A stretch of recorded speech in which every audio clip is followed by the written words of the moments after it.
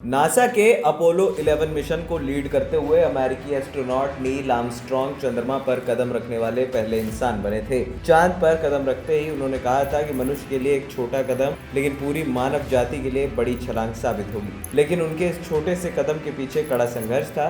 उनकी पुण्यतिथि पर इस खास रिपोर्ट में हम आपको बताने जा रहे हैं उस किस्से के बारे में जहां 1 सेकंड की देरी होने पर नील आर्मस्ट्रॉन्ग की जान जा सकती थी। दरअसल lunar landing research vehicle LLRV का परीक्षण करते समय आर्मस्ट्रॉन्ग की जान खतरे में आ गई थी। LLRV का इस्तेमाल चंद्रमा पर उतरने वाले अंतरिक्ष यात्रियों को ट्रेन करने के लिए किया गया था। ये मूल रूप से थ्रस्टर से जुड़ा एक विशाल इंजन था। उस समय अंतरिक्ष यात्री नील आर्मस्ट्रॉन्ग अपोलो 9 मिशन के लिए बैकअप कमांडर नियुक्त किए गए थे। इसी दौरान उन्होंने 6 मई 1968 को लूनर लैंडिंग रिसर्च व्हीकल 1 से उड़ान भरी। आर्मस्ट्रॉन्ग को हवा में उड़े हुए लगभग 5 मिनट ही हुए थे कि अचानक उन्होंने व्हीकल पर कंट्रोल खो दिया। जब व्हीकल जमीन से लगभग 200 फीट ऊपर था तब आर्मस्ट्रॉन्ग ने बाहर निकलने का विकल्प चुना। कुछ देर बाद LLRV जमीन पर नीचे गिरकर तबाह हो गया और आर्मस्ट्रॉन्ग सुरक्षित रूप से पृथ्वी पर पैराशूट से उतर गए। नील आर्मस्ट्रॉन्ग दुर्घटना से कुछ समय पहले LLRV 1 उड़ा रहे थे। जानकारों की राय है कि इस हादसे में आर्मस्ट्रॉन्ग की जान काफी खतरे में। रिपोर्ट्स की माने तो अगर उन्होंने इजेक्ट बटन दबाने के लिए बस 1 सेकंड भी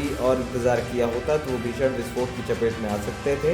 हालांकि इतनी खतरनाक दुर्घटना के बाद भी वो कुछ देर बाद ही ट्रेनिंग में जुड़ गए। चंद्रमा पर एक व्यक्ति को उतारने और उसे सुरक्षित रूप से पृथ्वी पर वापस लाने की सबसे बड़ी चुनौती मून लैंडिंग थी। अंतरिक्ष यात्रियों की लैंडिंग के लिए कई उपकरणों का इस्तेमाल किया। इनमें से सबसे अहम था LLRV और उसका उत्तराधिकारी लूनर लैंडिंग ट्रेनिंग व्हीकल। इन वाहनों का इस्तेमाल करके अंतरिक्ष यात्रियों ने चंद्रमा पर उतरने की जटिलताओं में महारत हासिल की। अपोलो 8 के अंतरिक्ष यात्री बिल एंडर्स के अनुसार ये मशीन अपोलो कार्यक्रम का एक गुमनाम नायक है। इनकी मदद से अंतरिक्ष यात्री पृथ्वी पर रहते हुए चंद्रमा की सतह पर पैंतरेबाजी और लैंडिंग का अनुकरण करने में सक्षम थे।